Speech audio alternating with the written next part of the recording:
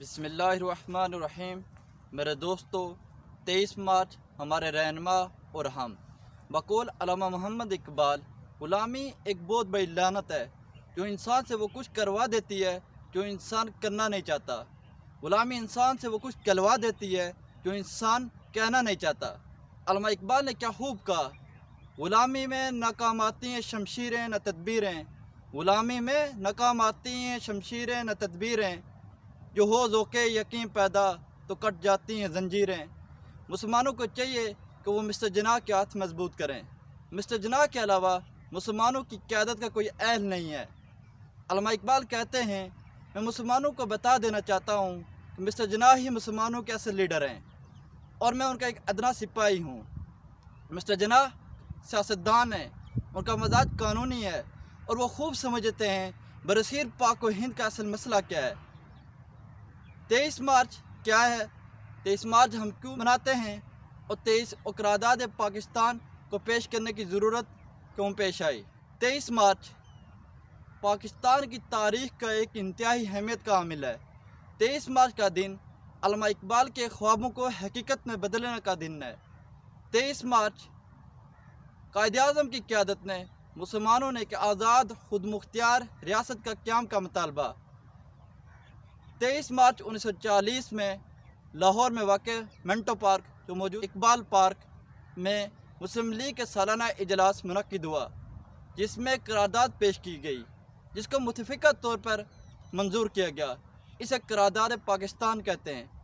علامہ اقبال نے کیا خوب کہا، اٹھ کے بزم جہاں کا اور ہی انداز ہے، اٹھ کے بزم جہاں کا اور ہی انداز ہے، مشرق مغرب میں تیرے دور کا آغاز ہے۔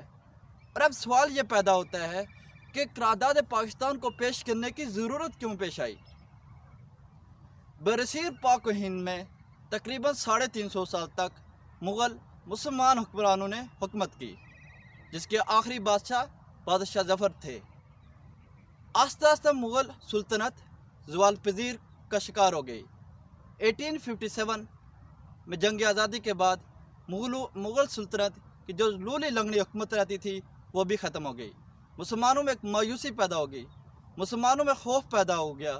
لیکن اس صورتحال میں بھی چند مسلمان ایسے بھی تھے جنہوں نے لوگوں کی روح میں حوصلہ پیدا کیا، جس میں سر سید احمد خان نے بہت اہم کردار ادا کیا۔ 1885 میں مسلمانوں اور ہندوؤں نے اپنے حقوق کے تحفظ کے لیے ایک مشترکہ جماعت کانگریس کی بنیاد رکھی۔ 1886 میں سر سید احمد خان نے مسلمانوں میں سیاسی شعور کو بیدار کرنے کے لیے محمدن ایجوکیشنل کانفرنس کی بنیاد رکھی۔ آہستہ آہستہ مسلمانوں کو یہ علم ہوتا گیا کانگریس صرف ہندو کی جماعت ہے۔ کانگریس نے کبھی مسلمانوں کے حقوق کے لیے آواز بلند نہیں کی، کانگریس نے ہمیشہ ہندو کے حقوق کے لیے آواز بلند کی۔ تو مسلمانوں کو یہ علم ہو گیا کہ جو کانگریس ہے وہ صرف ہندو کی جماعت ہے۔ مسلمانوں کا اپنا ایک سیاسی پلیٹ فارم ہونا چاہیے جس میں وہ اپنے حقوق کے تحفظ کی بات کر سکیں۔ 1906 میں محمدن ایجوکیشنل کانفرنس کے سالانہ اجلاس میں آل انڈیا مسلم لیگ کی بنیاد رکھی۔ قائد اعظم محمد علی جناح نے آل انڈیا مسلم لیگ مسلمانوں اور کانگریس ہندو کے درمیان ایک سمجھوتہ کرنے کی کوشش کی، دونوں سیاسی پارٹیز کو ایک پلیٹ فارم پہ جمع کرنے کی کوشش کی، جو بالآخر قائد اعظم محمد علی جناح کی کوششیں کامیاب ہوئی۔ 1916 میں ہندو، کانگریس اور آل انڈیا مسلم لیگ ایک پلیٹ فارم میں جمع ہوئی۔ تاریخ میں پہلی دفعہ اور آخری دفعہ آل انڈیا مسلم لیگ اور کانگریس ایک پلیٹ فارم پہ جمع ہوئی ہیں۔ اس کے بعد نہ کبھی یہ ایک پلیٹ فارم پہ ہگٹھی ہو سکی۔ قائد اعظم نے مسلمانوں ہندو کے درمیان سمجھوتے کے لیے کچھ تجاویز پیش کی جس کو ہندو نے رد کر دیا۔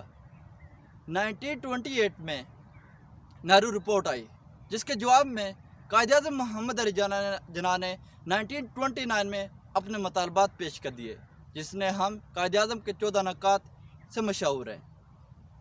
دسمبر 1930 میں آل انڈیا مسلم لیگ کے سالانہ اجلاس میں خطبہ الہباد پیش کیا، جس میں علامہ اقبال نے دو قومی نظریے کو واضح طور پر بیان کیا۔ علامہ اقبال نے کہا، مسلمان اور ہندو ایک جماعت نہیں ہیں، یہ دو مختلف جماعتیں ہیں، دو مختلف قوم ہیں۔ ہندو کا اپنا رسم و رواج ہے، ہندو کا اپنا کلچر ہے، مسلمانوں کا اپنا کلچر ہے، مسلمانوں کی اپنی تہذیب ہے۔ علامہ اقبال نے کہا میری خواہش ہے مشرقی شمال مشرقی سرحدی علاقے پنجاب، سندھ، بلوچستان اور موجودہ بنگلہ دیش کو ملا کر ایک آزاد خود مختار ریاست کی بنیاد رکھی جائے۔ علامہ اقبال نے کیا خوب کہا، توحید کی امانت سینوں میں ہے ہمارے، توحید کی امانت سینوں میں ہے ہمارے، آسان نہیں مٹانا نام و نشان ہمارا۔ آل انڈیا مسلم لیگ کے سالانہ اجلاس 23 مارچ 1940 لاہور میں منعقد ہوا، جس کی صدارت قائد اعظم محمد علی جناح نے کی۔ قائد اعظم نے دو قومی نظریے کو تفصیل کے ساتھ بیان کیا کہ مسلمان ایک علیحدہ قوم ہے، ہندو ایک علیحدہ قوم ہے، مسلمان اور ہندو اکٹھے نہیں رہ سکتے، مسلمانوں کے اپنا کلچر ہے، تہذیب ہے، ہندو کا اپنا تہذیب ہے، جس میں chief minister of Bengal AK فضل الحق نے قرارداد پیش کی جسے متفقہ طور پر منظور کیا گیا۔ اسے قرارداد پاکستان کہا جاتا ہے۔ ناظرین، یہ تھا قرارداد پاکستان کا پس منظر۔ اب ہماری کیا ذمہ داری ہے؟ 23 مارچ 1940 کے جوش و جذبے کو ہم نے اپنے اندر پیدا کرنے کی ضرورت ہے۔